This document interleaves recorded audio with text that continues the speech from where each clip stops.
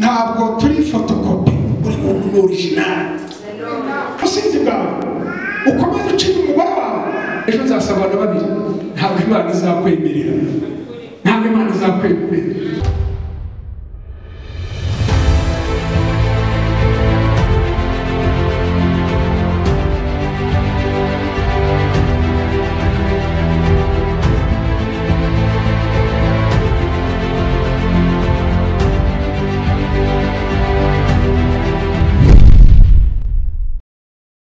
Reka dukomere Imana mu ijuru amashyi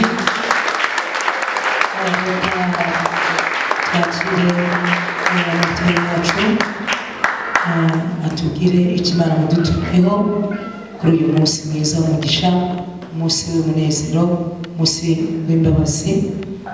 Reka tumwakire dukomere Imana mu ijuru amashyi.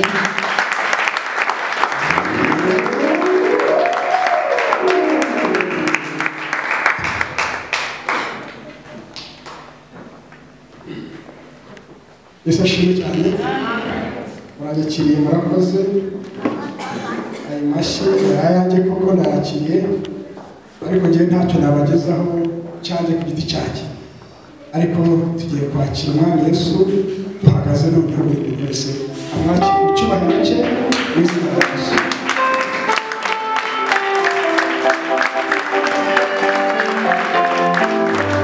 Tugihagaze ntabwo turi photocopy buri muntu ni original ni Imana yakuremye nubwo wabyara n'umugore ariko urugero nta wundi muntu ava n'ugenda ugaca uzaguciyeho nta wundi usa nawe uzagusimbura. Rero kuri wowe Imana yiremeye ku giti cyawe kugira ngo ugire umumaro wiheshe icyubahiro, nutabikora se uzaba unyuze, nutabikora niwo uzaba wihima kuko aho kugira hazi cyangwa se nayo irahazi. Ariko mu gihe tukiri aha ngaha, as long as we live, we shall praise God, we shall honor God, we shall praise Him in the name of Jesus. Tuzamushimira, tuzamubaha, tuzamubahisha, tuzamukorera byose.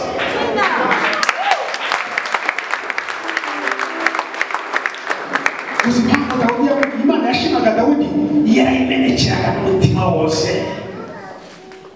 Natwe muri aka kanya guteza hariwe eshatu nawe umushimire mutima ugiye kuvugana nanjye, Mana warandinze, Mana mfite byinshi n'ibyo ntatiye kuvugira aha warabikoze. Haleluya, haleluya. Ishimwe ryawe rikubira aho ngaho nawe ugira akantu gashyashya ukore Uwiteka Imana. Haleluya, haleluya. Muriteguye? Haleluya.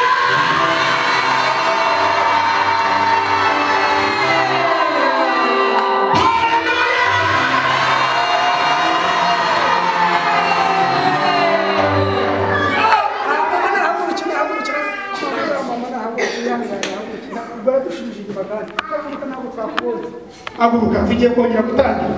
Nakubwiye ngo urebere kuko wihangane urwaye, yihangane ufite ngo ntabwo waje wicaye waje uhagaze, yihangane mu munota rero. Tugiye gutangira rero kuko niturangiza iya gatatu hanyuma ugire amagambo watura n'akanwa kawe ngo Imana ndagushimira ko nkiriho ariko uzi ubuzima, ndagushimira ko ngihumeka, abo twakoranye, abo twagendanye bageze ahacecekera ariko ngenda cyane nanjye kugaragaza ko nkiriho ngo I have to justify ngomba kugaragaza nanjye impamvu ndiho. Ntabwo uriho kurya no kunywa, never. Uriho kugira ngo uhimbaze Imana, uriho kugira ngo ukorere Imana, uriho kugira ngo uhimbaze Imana.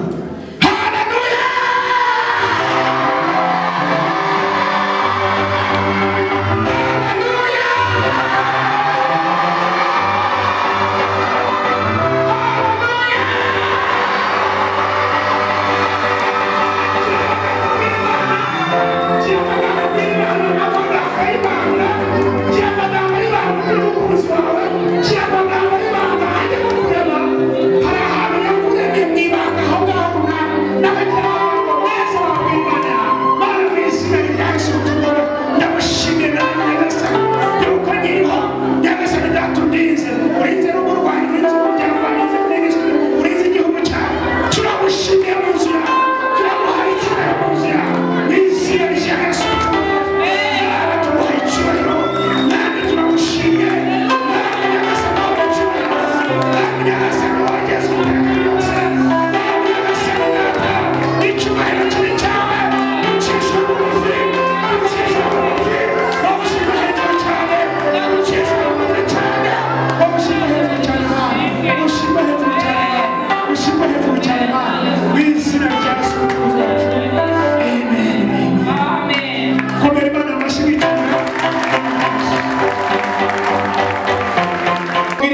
Imana yuko ushaka kurangiza umwana ukomeza ubusinzi bwawe ukomeza ucinya umugore wawe uri ushaka Imana ntabwo ishobora kwemera kugira ngo uramire mu byaha ahubwo yagucyura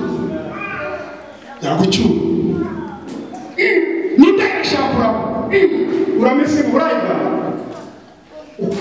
uramire mu burayi bwawe reka da umusinzi arashaka kuraba uramire mu businzi reka da ugomba kugaragariza Uwiteka uti Mana nongeraho undi munsi nanjye ariko rero nongeraho umunsi ejo nzasabana babiri ntabwo Imana izakwemerera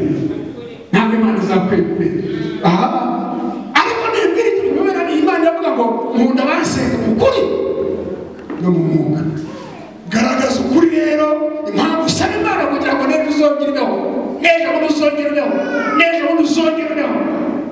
garagaza impamvu ushaka mwabasore ushaka kurongora cyangwa ushaka kurongorwa ushaka kwigezeza mu mbere gusa ibyo ni byiza nabyo ariko hari impamvu z'Uwiteka ziretse kwinezeza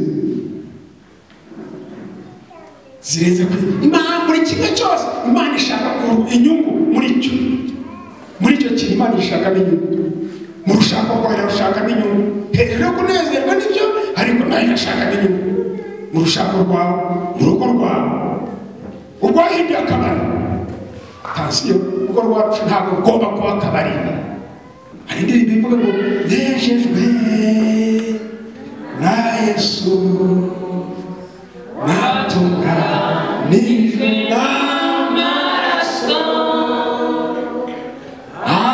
arugoya hagije amaraso mbese imyambaro yarirera imyambaro yacu irera igomba gukomeza kwera ntabwo tugomba kwanduza ingo zacu kwanduza ahubwo tugomba kwera umunsi ku munsi komera Imana yacu ngashyirwe neza hari akanduba nako navugaho ikindi buriya wenda ujya ubitekereza buriya n'impamvu ki amafaranga mu nzu y'Imana reka nacyo njye gusubiza wenda utaracyumva ngiye nitwa Bishop Rwagasini ndashaka kugira ngo mubyumve neza kandi turushaho cyane gukora Imana tubohotse dusobanukira icyo dukora kugira ngo buri muntu wese bitazagaragara ko ari mu rusengero ariko akaba yaragomeye Imana cyangwa se adashaka kugira ngo kubw'impamvu zitandukanye impamvu z'amafaranga mu nzu y'Imana nuko mu nzu y'Imana hari akazi gakeneye amafaranga niyo mpamvu yabishyize muri Bibiliya kugira ngo atangwe akora umurimo w'Imana ntabwo azajya mu ijuru ahubwo aragaruka agakora umurimo w'Imana Yesu ashimwe cyane kandi ikindi pastor nagira ngo usabe cyane kugira ngo utazabeshya bano bantu abo ari bo bose cyangwa ngo bahishe ikintu cyose n'ikimana ikubwira ukavuga uti ibivuga se mama yanjye ndabivuga bagende ndabivuga bafite ibyo bashaka ntabwo tubwiriza ibyo bashaka tubabwira tubwirijwe hakurya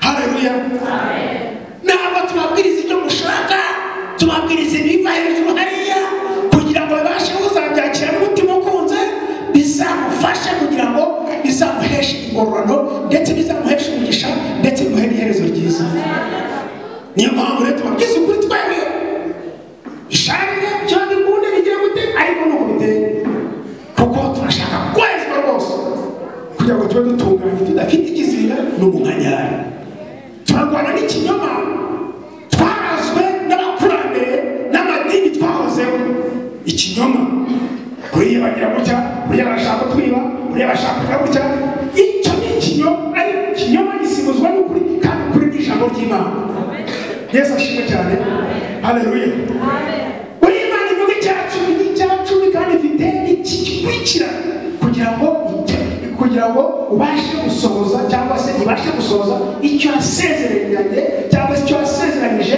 uzatanga icyacu. Ntukabure kudatanga icyacu kuko utagitanga Imana imwita ubujura. Haleluya. Ntabwo tugomba kuvunika cyane tuvuga iki ngiki, ahubwo tuzakurikira dukora ibirenze cyangwa se ibyo twumva bindi ariko ibiri mu ijambo ry'Imana ntabwo tugomba kuvunikana nabyo. Haleluya.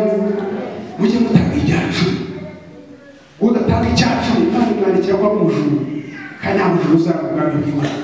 Ujye utanga ituro rye ntabwo ribaza. Ujye uvuga uti Imana yanjye ukurikije ibyo wamuriye uramuriye n'ibyo afite, ndumva reka kuri wowe wumva igikwiriye urayigenera. Icyacu nicyo ntabwo yigenera.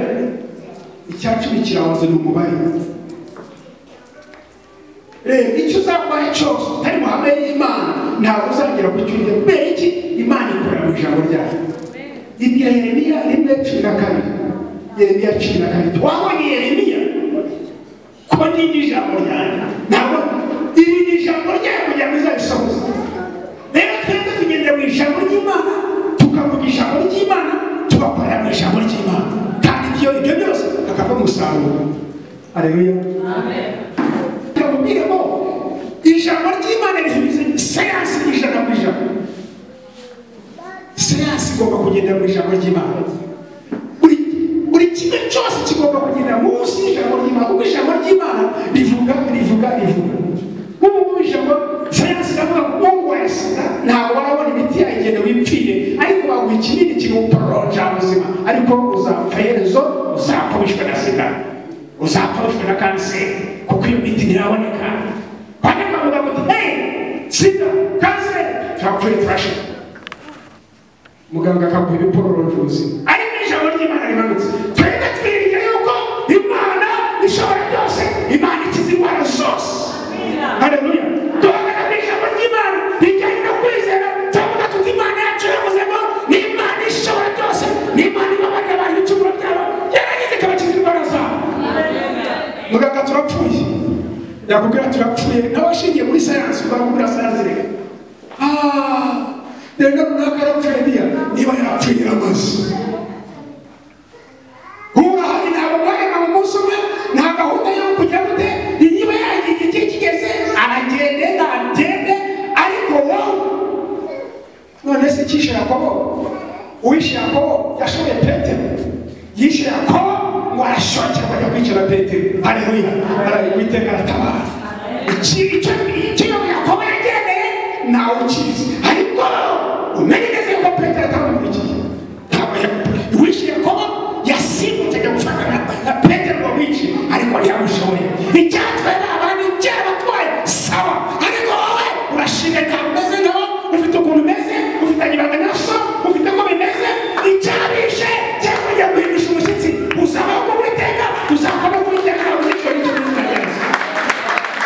Shitani abicishije afite ibintu byinshi cyane kubera ignorance, kubera kutamenya, kubera nawe namwaka yaragiye mwisi, naho nitwasenganaga yaragiye, ubwo urapfuye ubunuza dore korona y'ibindi biracitse. Wacha wewe. Reka duhamagara bene wacu bo mu Rwanda basigaye n'uzanga bajya ahantu hita mu Gasyata, bajya kumushakisha. Barahamagaye bati turabata umwana ntigatubembanye, umwana tumbere ameze nabi, mushake umuntu witwa turamaze gucya kandi barashaka Yesu. Bati mudushakire Yesu tubone ko twagira amahoro. Barahamagara bati se Yesu tubone ati yari umukozi wacu, ntamukwe yanjye bita mu Gasyata muvudu, muzagende mushakisha aho ngaho muzi. Baragiye haza umuntu uri muvuduka mu Gasyata, bati yatera ku rusengero hariya kuruza. Barahageze bati mugeze kuruza, bati telefone yawe zabari atari kandi baramushaka byihutirwa. Abantu baha telefone baramuhamagaye noneho. Wese wa mwana wawe batangiye kumwita umwana wa mwana wawe yatunaniye, nta ibyo kurya byawe yarabyanze, turamaze barashaka wowe. Nawe yumva ati noneho rero ushobora kwihangana ukazaza inangaha. Uranyumva ukazaza muri Amerika kugira ngo ukomeze ubuzima n'umwana. Ndashaka kugira ngo wumve. Hanyuma ati naza atari ko mfite abana, mfite kugira ngo ati oya twemerere gusa ibisigaye mu biturekere. Arabemerera nawe numva nyine ubyumva nyine kubona yongeye kubona akazi kandi no kubona hari uzi icyakurikiye hose bamuha amadolari niba ari 1,000 niba ari 500 kugira ngo asigire abana be hano barangije bamushakira passport barabyumva barangije bamushakira itike visa yani ngo visa ngo bitwara mbere kunoza niba wayimushakiye nako kandi ndahize cyane barangije esta wa bihamuze wa hausiga aragenda yuri ndege murana ndabuke umwana wo aranezera baraseka atangira kuriki ubu baracyari muri Amerika kandi acyazanya pastor mukuru icyacu komera Imana yacu kandi hamwe rero turacyazanya tukagera kure cyane ubu rero tugiye gukora umurimo w'Imana vuba cyane ahantu hose haza buzuye ahantu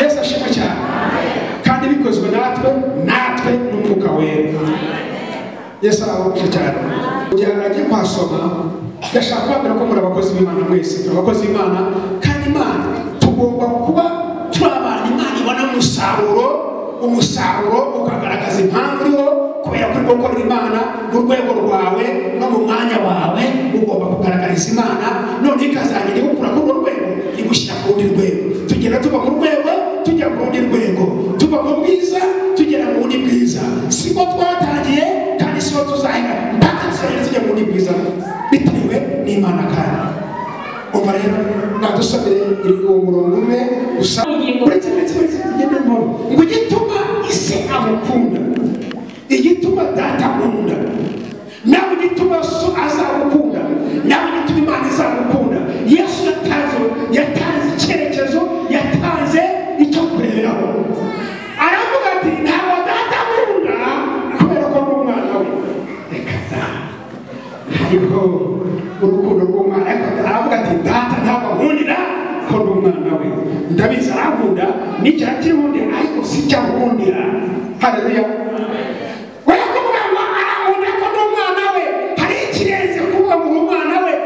Imana ni menshi cyane ariko agomba kugira ikindi gukundira kirenze kuri umwana we haleluya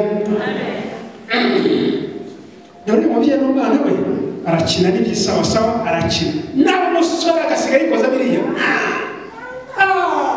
ntabwo yaba n'umusore cyangwa inkumi ngo asigare yikoza biriya ngo asigare ngo mama arankunda ngo akagaruka ajya kwikiriza imyanda mama arankunda akamutekera mama arankunda ntabwo ntibigarukira aho njya birenze ku mwana turakura tukagira akamaro Yesu aravuga ati icyo data nkundira rero ntabwo nkundira ko n'umwana we hari icyo nkundira agiye kubabwira hari icyo nkundira agiye kuvuga icyo data nkundira